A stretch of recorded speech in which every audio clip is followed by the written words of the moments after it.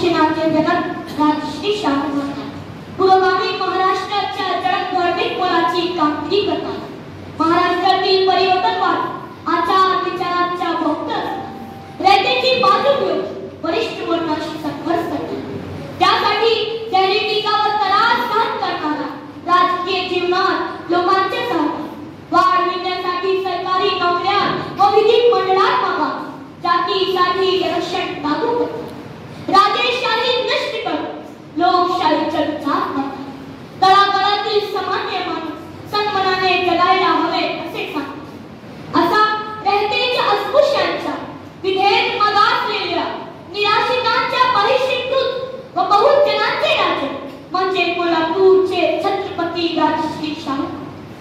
सन्मान्य व्यासपीठ उपस्थित श्रोते, छत्रपती शाहूंचा जन्म 26 जुलै 1874 त्यांचे वडील जयसिंगराव व आई राधाबाई. त्यांचे पाडण्यातले नाव यशवंतराव बाबासाहेब. यशवंतराव बालपणापासून विचारशील असणारा, उदार मनाचे, संवेदनशील, खेळाडूवरती उदाहरणात तोंडावरची रपेट व कुशाग्र बुद्धी खात्याचे. चौथे शिवाजी महाराज यांची विधवा राणी आनंदीबाई यांनी त्यांना दत्तक घेतले. त्यांचे भाटके आडनाव बदलून भोसले झाले. इंग्रज राजप्रतिनिधी कर्नल रिव्हर्स यांनी शाहूंना शिक्षणासाठी इंग्लंडला पाठवले. असे सुचवले आबासाहेबांनी नकार दिले.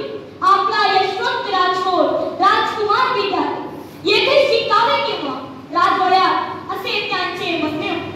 याच काळात 20 मार्च 1886 ला आबासाहेबांचा मृत्यू झाला. आबासाहेबांच्या इच्छेनुसार राजवाड्यात स्टुअर्ट बी फर्डफेटर या शिक्षकांवर यशवंतला शिकविण्याची जबाबदारी सोपवण्यात आली. वयाच्या 3व्या वर्षी मातृछंद हरपलेल्या यशवंतला 12 वर्षाच्या वयात विद्याच्या मरणाचे भाव झाले. ज्या समाजात शिक्षणाचा दर्प नव्हता तिथे विधेचे पाया घालतात. दूरदृष्टीचा महापुरुष म्हणजे शाहू महाराजांनी प्राथमिक शिक्षणावर भर.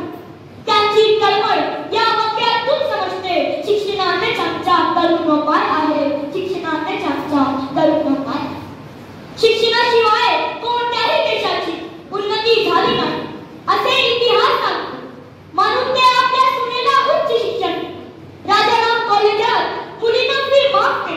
दलितांना शिक्षणाची दारी खुली करून दलित मुलाने मानाने वर्गात बसून ज्ञान घ्यावे असे ते. गावातील मुले शहरात येऊन चांगले व वरचे शिक्षण प्राप्त करावे यासाठी वसतिगृह काढले.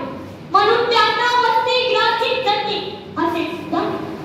शाहू महाराज सर्वधर्माविषयी म्हणतात की आपल्याला स्वातंत्र्य तर मिळालेच पाहिजे. ते पुन्हा पुन्हा स्वराज्य हे बुद्धिबळ उच्चवर्णीय लोकांच्या हातात जाईल याची भीती देखील ते व्यक्त. स्वराज्यासाठी आपण पात्र झालो पाहिजे. शिक्षण घेतले पाहिजे. जातीभेद टळले पाहिजे व अंतस्थितला नाहीसे झाले पाहिजे असे त्यांचे म्हणणे. शाहू महाराज सर्व धर्माविषयी व्यापक व खोल ज्ञान होते. नागपूर येथील 1 मे 1920 साली भाषणात म्हणाले की दया धर्म का मूल है, नरक अभिमान. दया धर्म का मूल है, नरक कर्मकांडात गुंतून बसणे धर्म नाही. टाळ बुजणे धर्म नाही. अनवाणी यात्रा करणे धर्म नाही. तर देश बांधवांची सेवा हा खरा धर्म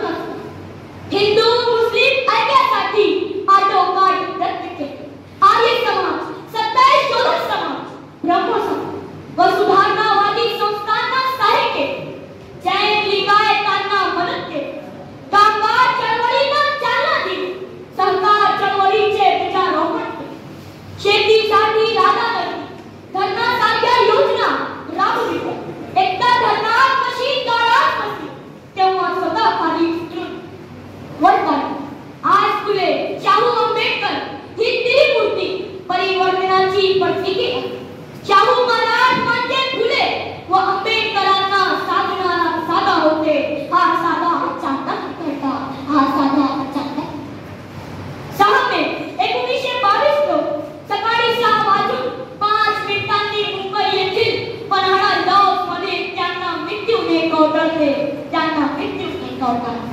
रयतेचे राजे केले, पण त्यांचे कार्य कायम आपल्या प्रेमा सर्वांना देणारे आहे. असे होते आमचे राज्य, असे होते आमचे राज्य.